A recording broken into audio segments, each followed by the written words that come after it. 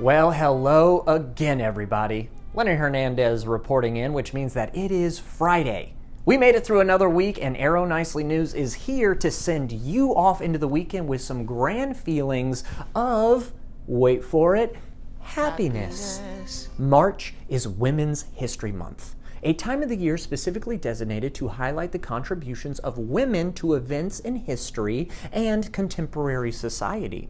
But that's not all, because a woman doesn't have to make it into the history books to be significant and worth celebrating. So we are going to take some time today to shine a light on some of the stories of women within Arrow communities, because our communities are filled with incredible women and their stories are worth sharing. So today we are bringing you several. All are current residents in our memory care neighborhoods. They have led fascinating lives, and it is our privilege to share their stories with you today. And to narrate these journeys, allow me to introduce Jackie, a resident of Kingsland Walk Senior Living in University City, Missouri. Enjoy. Barbara Wire grew up traveling between Missouri and Washington State following the fruit harvest. The day after graduating from high school, however, Barbara left home with $10 in her pocket and only the clothes on her back, but she made her way, following her passion and becoming a beautician and decorator. She married her husband, Keith, and together they had 2 sons, Steve and Gregory. The boys were raised in Connecticut, a place Barb fondly remembers.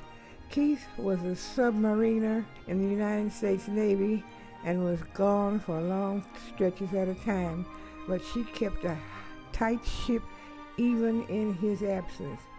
An outgoing woman with a love of style and cooking, she was appointed queen of her Red Hat group, was voted best cook, and even won a Red Hat Queen's beauty contest in Branson, Missouri, bringing her the glamour.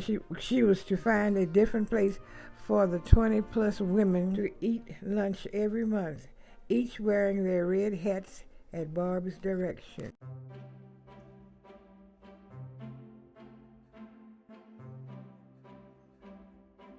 Claudette Walker spent her entire life in Kansas City and was always very active in the community. She had married her high school sweetheart, and she loved to entertain in the many different homes in which they lived.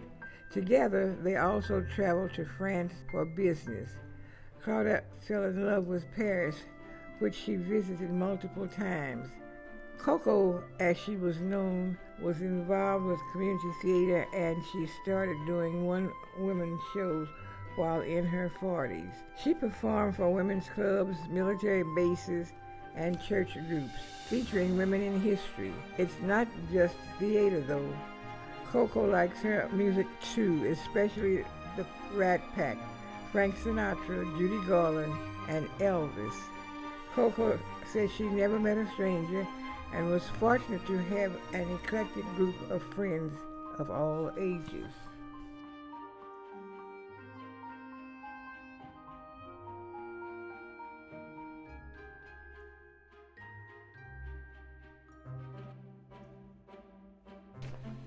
Eleanor Salah may have started her life in rural Kentucky, but she spent 50 years living in Missouri, sharing her love of education and religion. Ellie, who has always valued intelligence, received her bachelor's degree at Evangel University in Springfield, Missouri, but she didn't stop there.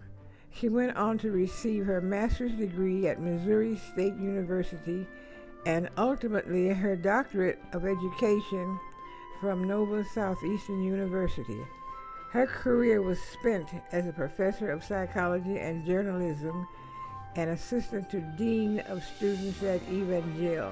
She was named Teacher of the Year twice in the state of Missouri.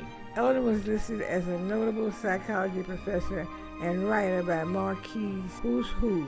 She also wrote and published a book called Good Stuff, Maynard, Successful Study Skills for Serious Students.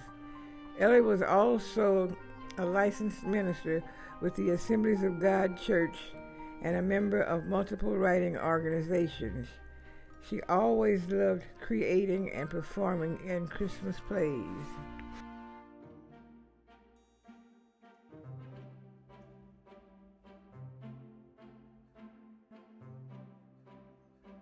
Myrtle Hawk had spent her early life in Oklahoma, New Mexico, and California before finding her way to Missouri. She always had a huge floral and vegetable garden.